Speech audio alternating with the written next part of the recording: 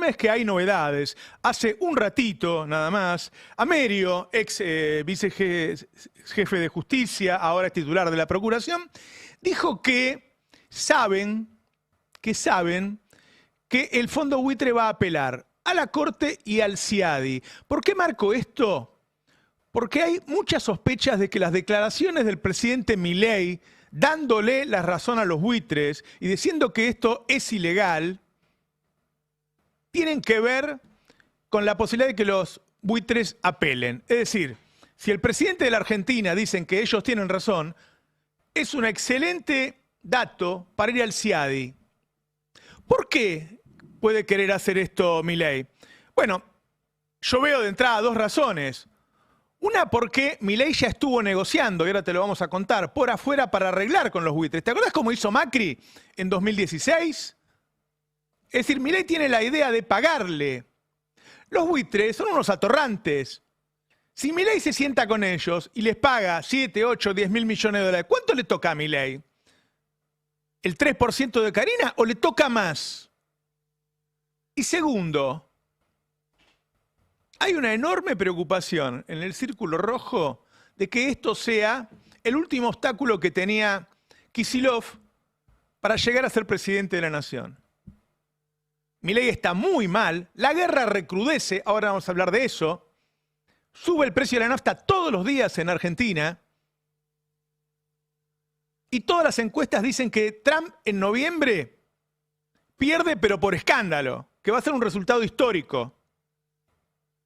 Veía las apuestas anoche de las posibilidades de que Trump caiga, tenga un juicio político luego de perder.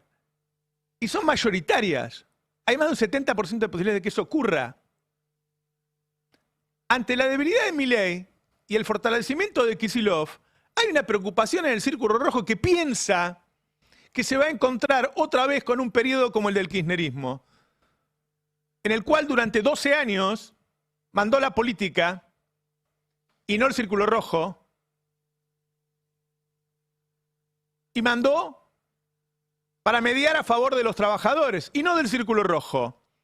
Y estamos hablando de un país que piensa exportar 50.000 millones de dólares en 2030 de gas y petróleo. Y vos y yo no estamos viendo un mango de eso. Al contrario, pagamos la nafta más cara prácticamente que en todo el mundo. Claramente, si viene Kicillof, esa ecuación va a cambiar. Claramente, a partir de ahí, el gas y el petróleo en Argentina sería más barato. Y de lo que se exporta, habría una buena parte que llegaría a los argentinos. Por lo tanto, en el Círculo Rojo se piensa cómo frenar a Kicillof. Y esto, que la justicia norteamericana le haya dado la razón a Kicillof, lo fortalece. Te voy a contar una anécdota que habla bien de él y mal de mí. Hace una década más o menos, charlando con Kicillof, le dije, antes, cuando era ministro de Economía, le dije que los subsidios a las tarifas en Argentina generaban déficit fiscal y a la vez déficit comercial, porque gastábamos mucho, porque era muy barato. Y él me dijo, mira Roberto, nosotros estatizamos YPF porque pensamos llegar no solo al autoabastecimiento, sino tener un gran nivel de exportación. Y yo quiero que se desarrolle la industria argentina y que se desarrolle una amplia clase media en la Argentina. Entonces yo voy a trazar un puente de acá hasta que tengamos ese autoabastecimiento. No le voy a subir el gas y el petróleo a las fábricas argentinas, porque yo sé que voy a llegar a ese lugar. Es decir, el tipo siempre estuvo convencido de que se iba a llegar ahí. Y que por eso él tenía que mantener el precio de los combustibles y las tarifas a ese precio para desarrollar la industria argentina. No como ahora, que la industria argentina paga carísimo el gas y el gasoil y el diésel, por más que ese producto sea argentino. Y te lo mezclo un poquito con una noticia que acaba de salir.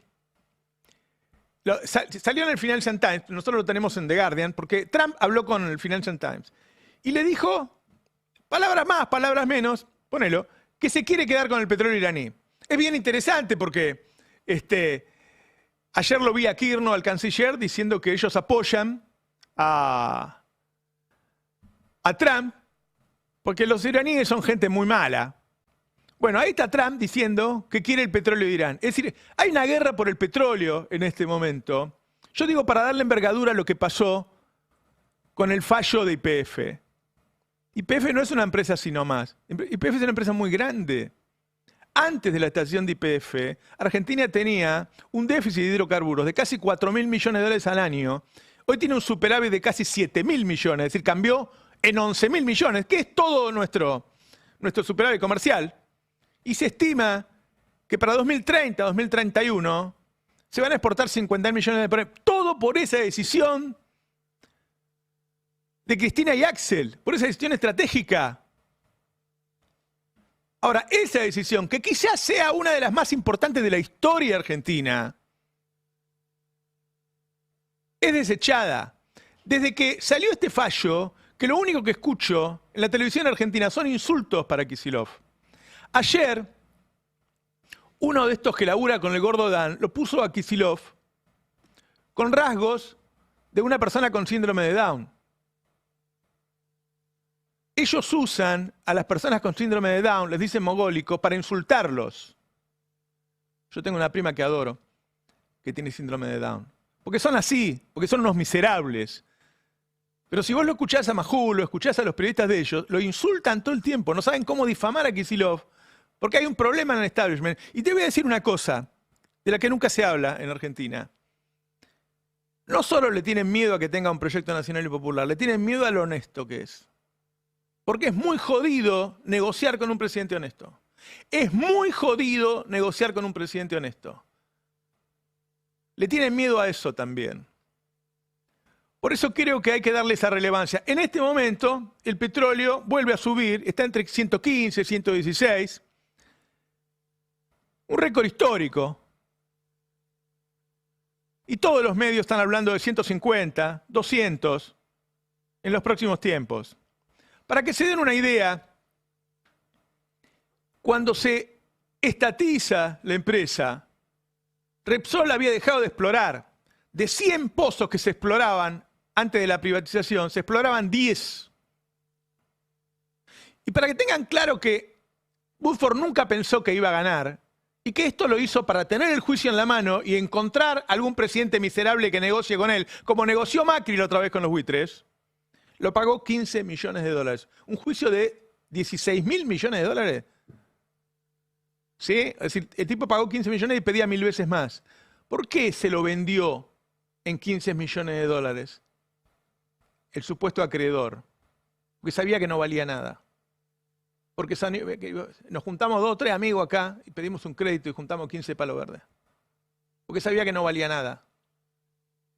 Ahora agarró eso y empezó a buscar un juez o una jueza que le diera la razón.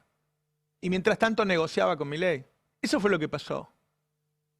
Vamos a decirlo con todas las letras. Milei quería que se perdiera el juicio y parte del establishment le decía, déjalo perder. Quería negociar antes de que saliera el fallo. La verdad que hace 2 o 3 meses que se sabe que el fallo puede salir en estas condiciones, pero ahora van a apelar. Y esa es la noticia. Amerio, diciendo que van a apelar. El presidente diciendo que estuvo mal expropiar. La anomalía fue privatizar, no expropiar. La empresa tiene 100 años y siempre fue del Estado. Mírenlo a Kicillof con Pagni explicándolo el tema. Vos sabés que en tu carrera política muy probablemente la mochila que lleves hasta el 2027, etcétera, sea YPF, 16.000 millones de dólares que nos pide la justicia americana que paguemos por... Si estuvieras de nuevo en la misma escena, ¿vos harías lo mismo? ¿Tenés alguna autocrítica para hacer? Sos cabezadura, ¿eh? No, es que estuvo bien hecho. A ver. Los cuento rápidamente. Había que recuperar YPF porque con Repsol cayó la producción de gas y petróleo, cayeron las reservas de gas y petróleo.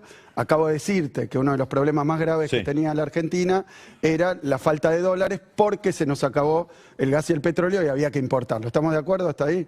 Sí, entonces, había una política de tarifas equivocada que muchas veces Kirchner quiso corregir y no se animó. Podemos discutirlo también. Yo digo, el problema se ocasiona cuando pasamos a tener un superávit energético a tener un déficit energético en 5 años, más o menos, por responsabilidad de Repsol. Y teníamos que importar petróleo y gas del exterior, mucho más caro que producirlo acá.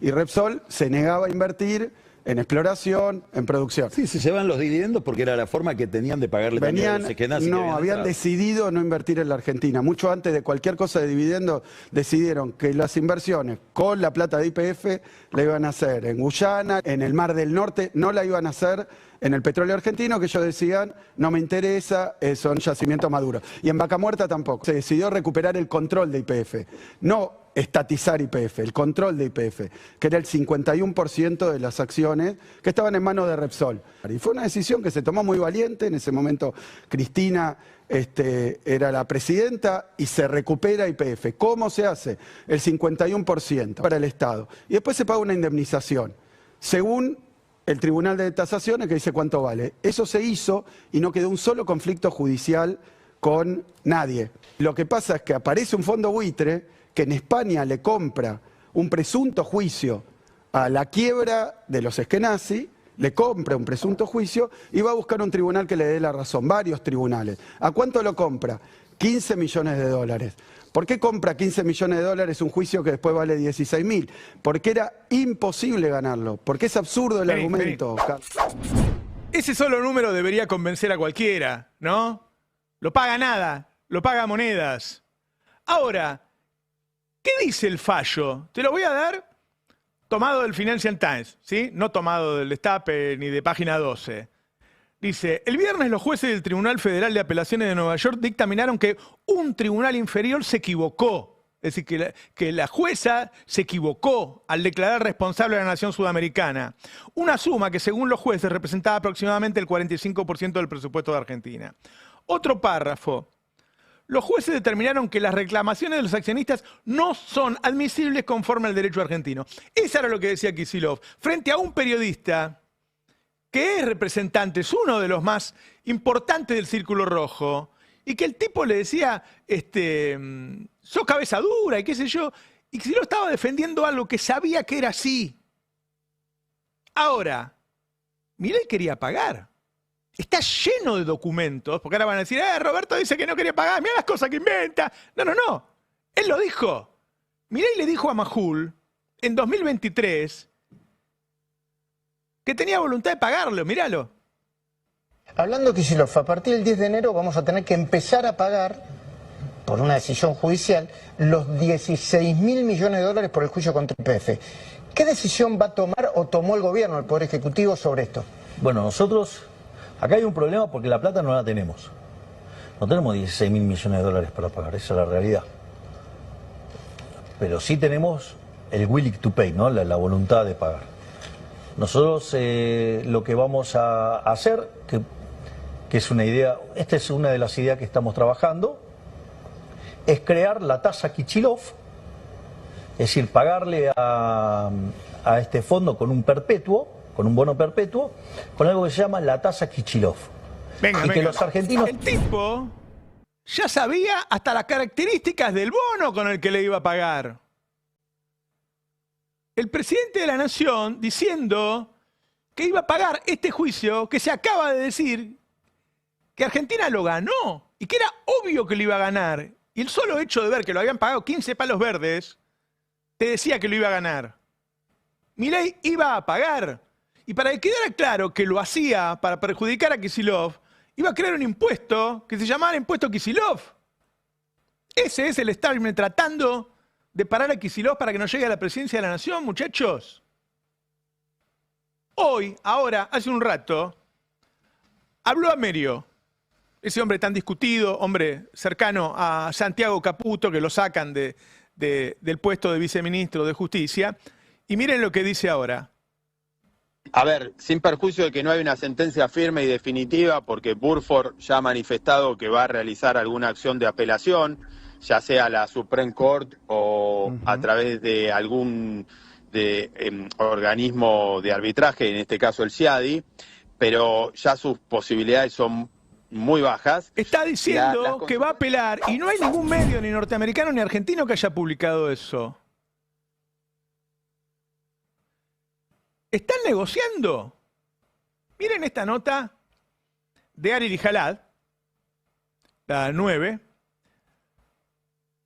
Dice, el 9 de septiembre Milei publicó un tuit donde habló de la confiscación ilegal de YPF, dándole la razón al fondo buitre. Él fue generando precedentes, el presidente de la Nación, dándole la razón al fondo buitre.